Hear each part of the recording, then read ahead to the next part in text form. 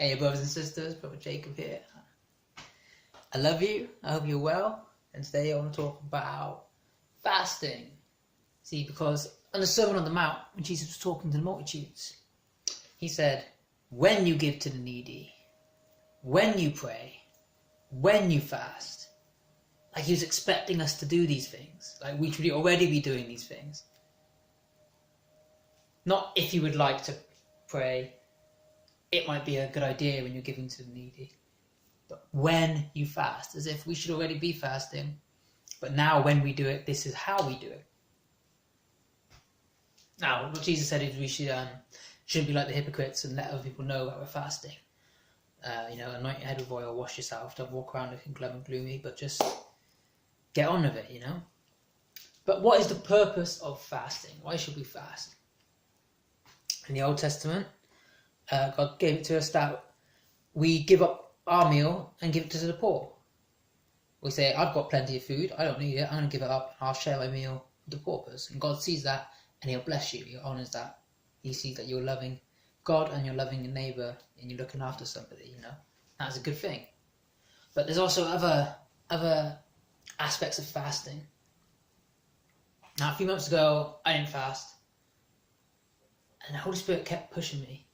He said, you should try fasting, I would say, no, I like my food, thank you. No, thank you. But he kept pushing me. And although I tried it, and it was a complete game changer. My relationship just completely changed with God. It was awesome.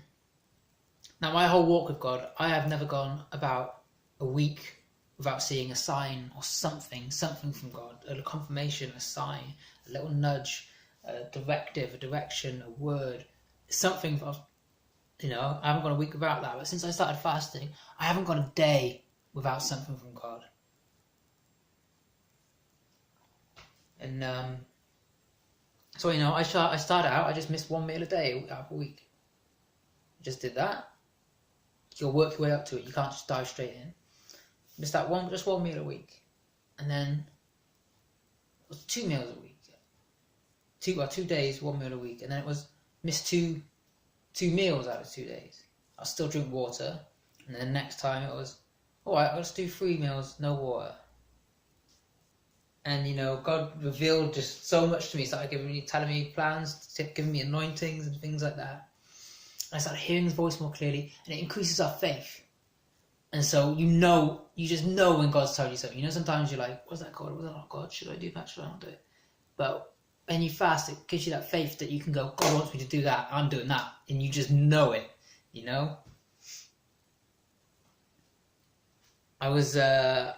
I've been going to this one church, and then one morning I decided to go to a different church. I just felt it. And this voice kept saying, no, go to the other church, go to the other church. And I was like, no, I'm not going to, I'm going to go to this church. And I went to the other church, and I got a sign there from God. I got 2 signs from God from going to this other church. So that little voice was the adversary, trying to not send me to that church. But I had faith, not from hearing a voice, but I had faith that I knew I was going to the right place. Even though I heard a voice telling me to go somewhere else, I just knew that I needed to go to this other place. Because I've been fasting. It increased my faith. Also, prayer is good with fasting and alms. It's written in Sirach's Book of Wisdom. So, if you want to get some answers from God about something, you give to the poor and the needy. See, and what happens is that person will say, God bless you. And God will bless you because God hears the prayer of the poor. It's like a direct line they've got. When I was living homeless and I had no money and no nothing, I had like a instant communication with God. Just he'd talk back. I was like, great, it's awesome. As soon as I moved back into a house, I had to relearn to hear His voice. It came always very quiet, inspired thoughts instead. So the poor have like a direct line almost to God. They could, so if you walk by a poor person and you don't give them anything and they curse you, there'll be a curse upon your head too, so keep that in mind. But God also gives understanding and revelation and other things. I had a sister ask me to reveal the meaning of a dream someone had, which had her in it. So I fasted all day. I've never done anything like this before. I just fasted all day and I prayed for it. And I said, okay, God, please, I want to help this sister. I want to help her. And then God gave me 2 signs. The signs is that maybe open up a certain book. in the Bible? And I said, okay. And I just knew what it was. And I said, this means this, that means that, and that means this. I hope this helps you, sister. And she said, yeah, God sent me to the same passage. So that's thank you for that understanding. That was what I needed to hear. So fasting will, it's like tuning your antenna to pick up signals, radio signals or TV signals. It will open up clearer channels of communication with God. Your prayers will get through stronger. See, there's a spiritual realm all above us. There's the first heaven, second heaven, third heaven, outer heaven. There's 4, 5, 6, 7th heavens. And in the outer heaven, there's just swarms upon swarms of demons. And when we pray, our prayers have to cut through all of it. And then God will send the answer to your prayer, be it miracle, plan, strategy, word, prophecy, gift, healing, whatever it is, that will come down through an angel. That angel has to fight his way through all these demons to get to us. Fasting helps that situation. Maybe it helps to give the angel strength, I don't know. But, God sees it and he honours it. And so, there are different types of fasting. Absolute fasting, no water or anything. I'd work your way up to that. Don't try doing that straight away, because, I was doing that while we're having a heat wave. And one night I had to really I definitely, I nearly, I had to go buy some food on my way home from work, because I was actually like melting. So, you got to work your way up to it, be careful. There's Daniel fasting, which is what Daniel did for 21 days. He let nothing, no delicacy enter his lips. Now, I don't know what the definition of that is. I don't know if that means no fruit. Do you have to just eat vegetables? Do you just eat bread, no butter, or what? I don't know what it is. If you want to try something like that, seek God. Ask God. He'll guide you. Ask God for everything. If you're just not eating, you're just starving yourself. But if you're doing it with God, if you're praying, if you're searching for something, then God will honour it. So you've got to make sure God's the focus point, and it's out of love that you're doing it. I'll give you some practical tips about fasting. So, when coming back out of a fast, it is incredibly tempting to stuff your face with lots of food and eat a huge amount, but your stomach is going to have shrunk. So don't do that, because you'll feel very, very uncomfortable, very silly. A good thing to eat or drink after a fast is a smoothie. I haven't just fasted, I'm just having a smoothie because I like smoothie. That's banana, blackberry, and strawberry with a little bit of yogurt in, an apple and mango juice, and it's really good. But it's a great thing to have after a fast, because there's so much nutrients and vitamins in there, and it will just nourish you and fill you back for strength and energy and stuff like that. But after you come out of a long fast, or even just day fast, however long, pretty gross fact, but just have to be mature about it and accept it. This is what happens. Your body's going to be empty, so when you eat certain things, it will just pass straight through you. So you should be wise, be strategic about what you're going to eat. Yogurt is good; it will bind in your stomach, so it will solidify the food inside your bowels. So be wise, think about what you're going to eat. Egg's good, And the other merits of fasting are, it gives self-discipline. It makes you more disciplined. It's crucifying your flesh, which is to pick up our cross daily. It's not saying we have to try and kill ourselves and starve ourselves, but we crucify our flesh. We give up the joys of this world, the joy of the pleasure of taste and things like that.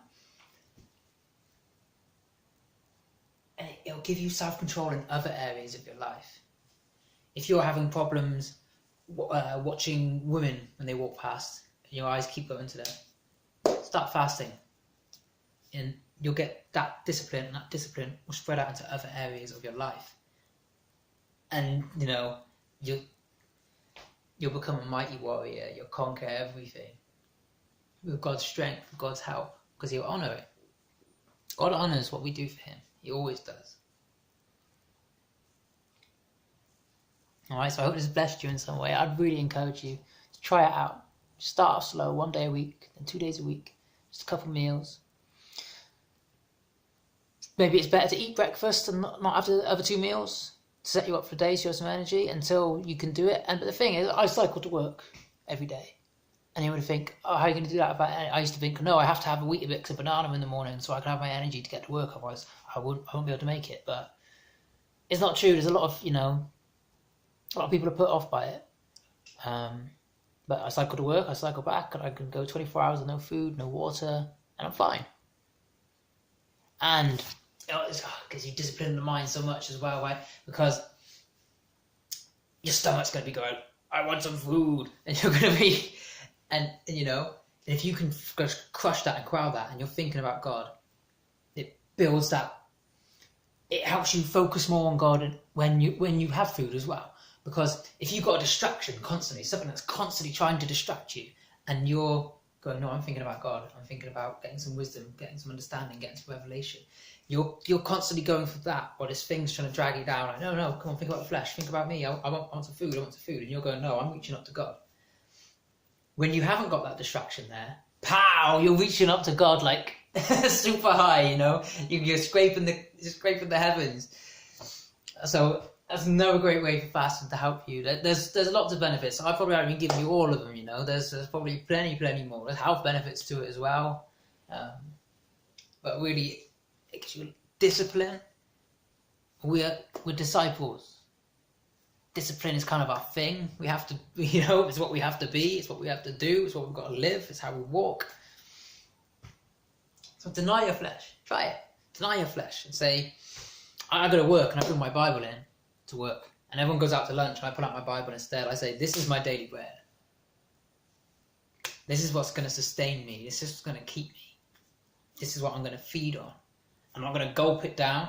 I'm going to chew it. I'm going to ruminate it. I'm going to roll it around my mouth, taste it, get all the angles, breathe it in, swallow it, and then do a little burp later on as I remember the flavour. Gross. But yeah, seriously, try it out. It'll really help you. It completely changed my life. And, get clear communication with God. And opened up so many channels. Huge turning point in my life. And I would like you to have that. I want you to have that. That closeness. It brings you closer together with God. Lets you reach up higher, like I was saying. You don't. Just go for it. Give it a go. Try it. Take that leap of faith. You'll be surprised pleasantly. God bless you. Take care.